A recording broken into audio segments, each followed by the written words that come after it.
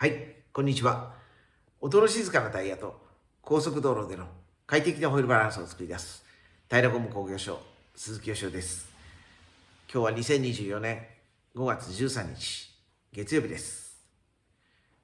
タイヤ交換の際のバランス調整、ホイールバランスの調整、特に念入りにしっかりやっておきたいというふうにお考えでいらっしゃいます方、お待ちしています。